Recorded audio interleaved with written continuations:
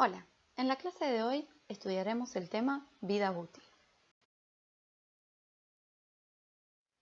La vida útil de un alimento se define como el periodo de tiempo en el cual, bajo ciertas condiciones, se produce una disminución tolerable de la cantidad del producto.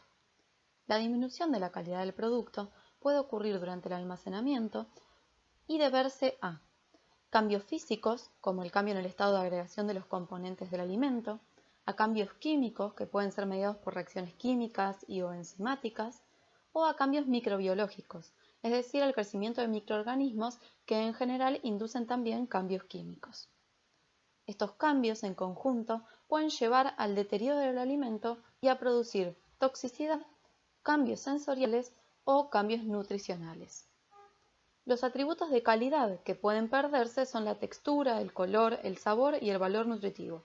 Los cambios en la textura, color y sabor son detectados por el consumidor. La velocidad con la que ocurren estos cambios depende del tipo de alimento y de las condiciones en las que se lo almacena, como por ejemplo la temperatura, la humedad, la presencia de oxígeno y la luz. La temperatura se puede controlar almacenando los productos a temperatura ambiente, en heladera o freezer, y la exposición a la humedad, oxígeno y luz se puede controlar a través del envase.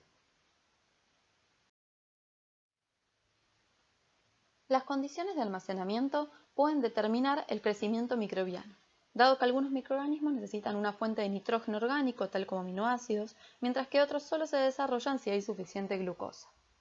La cantidad del agua, pH, el rango de temperatura, la disponibilidad de oxígeno son otros de los factores que determinan el crecimiento microbiano.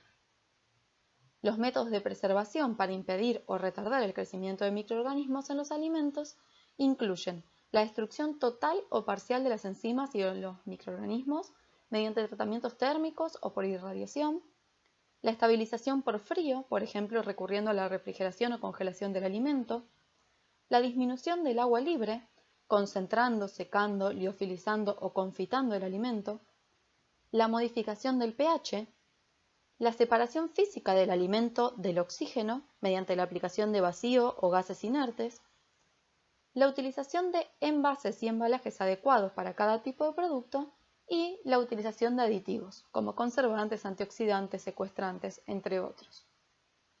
Además, se pueden utilizar combinaciones de estos métodos.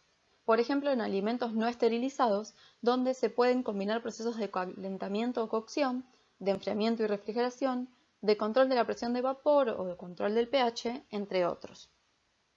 La mayoría de estos métodos los estudiarán en la asignatura Preservación de los alimentos. En este caso nosotros nos centraremos en el uso de los aditivos. Las reacciones de deterioro son los mecanismos de reacción que producen cambios indeseados en los atributos de los alimentos durante su almacenamiento o manipulación. El tipo de reacción y la velocidad relativa de alteración depende de la actividad de agua del alimento. A bajas actividades de agua puede ocurrir la oxidación de los lípidos y el partiamiento no enzimático, y a actividades de agua mayores se aceleran la actividad enzimática y el crecimiento de hongos, levaduras y bacterias. Las reacciones de deterioro pueden ocurrir en hidratos de carbono, proteínas y lípidos.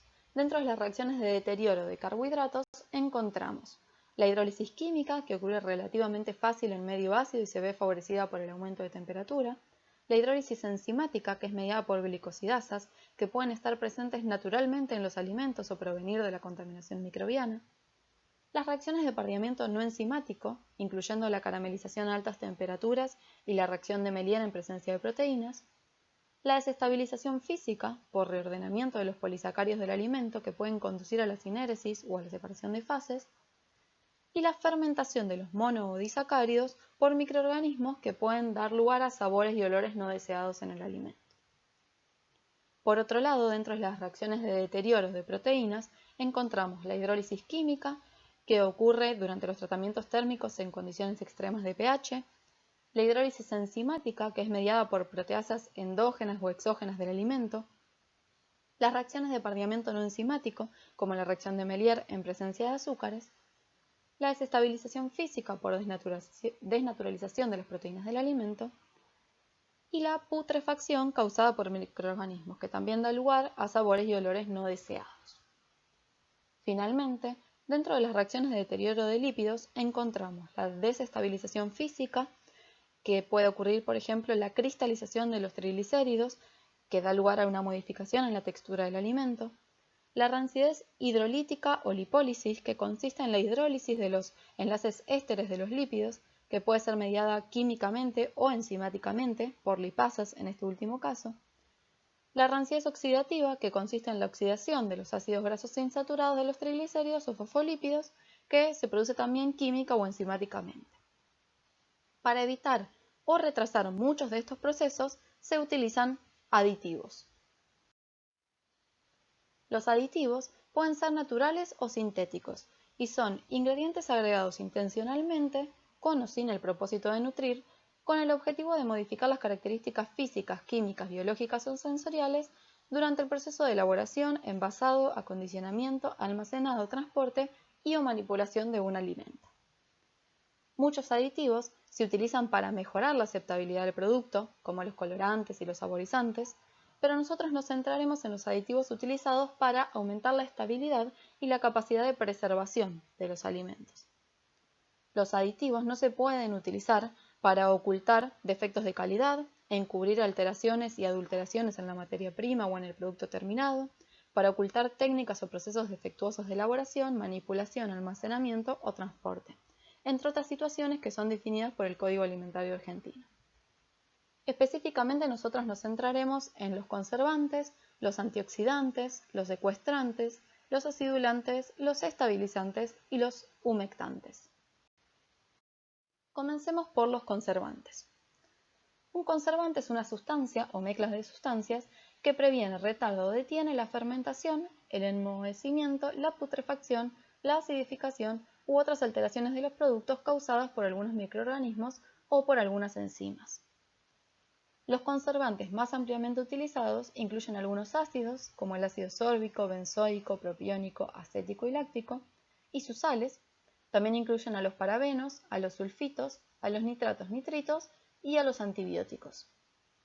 La selección del tipo y de la concentración de conservante va a estar directamente relacionada con el alimento en donde se lo va a utilizar y con el riesgo que podría conllevar para la salud humana. Los conservantes ácidos actúan de un modo análogo entre sí, dado que la forma activa es la no disociada, es decir, la forma protonada, en todos los casos. En esta forma no disociada, el compuesto puede ingresar a la célula, porque no hay repulsión de cargas con la membrana celular, y gracias a que el pH interno suele ser mayor al pH extracelular, el ácido se disocia, acidificando el medio interno celular y llevando a la muerte. La forma aniónica o disociada de los ácidos no presenta propiedades conservantes porque no puede ingresar a las células, porque sus cargas negativas se repelen con las cargas negativas de la membrana plasmática. Debido a este mecanismo de acción, es importante que los alimentos donde se utilizan los conservantes tengan un pH ácido, por debajo del pKa de los conservantes, para que su forma no disociada sea la predominante. El porcentaje de ácido no disociado en función del pH para los conservantes se presenta en esta figura. Por debajo de los pH 4 o 4,5 encontramos a los ácidos predominantemente en la forma no disociada, es decir, en la forma activa. En los alimentos que no tienen un pH ácido naturalmente, suelen utilizarse acidulantes, en combinación con los conservantes ácidos. Los conservantes ácidos suelen utilizarse tanto en la forma ácida como en sus sales de potasio, sodio o calcio. En algunos alimentos se prefiere agregar las sales porque son más solubles que la forma no disociada. Algunos ácidos son más activos frente a levaduras y hongos y otros frente a bacterias. Por eso, según el tipo de microorganismo que puede crecer en el alimento, se usan distintos tipos de conservantes ácidos. Además, por el mecanismo de acción que explicamos y por el pKa, el tipo de ácido a utilizar dependerá del pH del alimento o de la posibilidad de agregar acidulantes. Y finalmente, los conservantes ácidos no son tóxicos para el hombre en las concentraciones permitidas en los alimentos. Los parabenos, por otro lado, son conservantes no ácidos. Son ésteres del ácido hidroxibenzoico con cadenas de metilo, etilo, propilo o butilo. En alimentos suelen utilizarse sus sales sódicas por presentar mayor solubilidad. Estos compuestos son activos contra hongos y levaduras y en menor medida contra algunas bacterias, especialmente contra las gram negativas. Es activo en pH menores a 9, por lo que puede ser utilizado en alimentos con pH cercano a la neutralidad. No son tóxicos para el hombre y se emplean en dosis bajas en productos de confitería o suplementos dietéticos líquidos. Sin embargo, su aplicación es limitada debido a su precio y el sabor que le confiere a los alimentos. Otro grupo de conservantes incluye a las sales de sulfito y bisulfito y al dióxido de azufre. Las formas más comúnmente utilizadas comprenden al dióxido de azufre, los sulfitos de sodio y los bisulfitos de potasio. Estos conservantes son más activos frente a bacterias, lácticas y acéticas que frente a hongos y levaduras. Además de inhibir a una gran cantidad de microorganismos, actúan como antioxidantes y evitan pardeamientos, inhiben la reacción de Melier y algunos pardeamientos enzimáticos.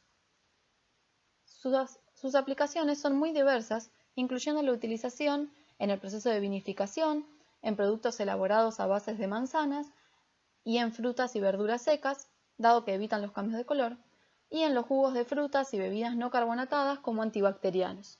Sin embargo, su uso es limitado por dos razones. A dosis elevadas producen olores y sabores desagradables y los sulfitos han sido asociados con algunas reacciones alérgicas, principalmente asmáticas. Es por ello que se debe indicar su presencia en los rótulos de los alimentos que lo poseen. Los nitratos y nitritos se utilizan como conservantes en productos cárnicos, como embutidos, jamón, salchichas, y tienen distintas finalidades. En primer lugar, la inhibición de Clostridium botulinum. En segundo lugar, la estabilización del color rosado o rojo de la carne. Además, desarrollan aromas y sabores típicos de la carne curada y presentan efectos antioxidantes, retardando la producción de aromas desagradables. Las sales sódicas y potásicas de nitratos y nitritos son los más utilizados. Los nitratos se transforman en nitritos por la acción de bacterias endógenas de la carne y los nitritos se transforman en ácido nítrico y luego en óxido nitroso, que es el compuesto que presenta los efectos anteriormente mencionados. Si bien son muy utilizados en productos cárnicos, el uso de los nitritos presenta ciertos riesgos para la salud. En primer lugar, la toxicidad aguda. En altas concentraciones, el óxido nitroso puede unirse a la hemoglobina de la sangre, formándose un compuesto que es incapaz de transportar el oxígeno, y esto genera la asfixia. En segundo lugar, la formación de nitrosaminas, que son sustancias mutagénicas y cancerígenas que se pueden formar durante la cocción del alimento o en el propio organismo, por ejemplo en el estómago, cuando el óxido nitroso reacciona con aminas secundarias y terciarias. La nicina es una bacteriocina, es decir que es un antibiótico polipeptídico producido por Lactobacillus lactis y Streptococcus lactis que tiene efectos sobre algunas bacterias gram positivas. Presenta muchas ventajas dado que es un aditivo natural, no tóxico, que no produce colores ni olores desagradables en el alimento. El organismo humano la degrada y no produce resistencia cruzada con otros antibióticos utilizados en humanos. Sin embargo, su uso es limitado debido a su precio. Posee una mayor estabilidad y efectividad en condiciones de acidez y por eso se utiliza en quesos madurados o en quesos fundidos. Y en los alimentos enlatados, donde reduce el tiempo requerido para la estabilización, dando lugar a un producto con una mayor calidad.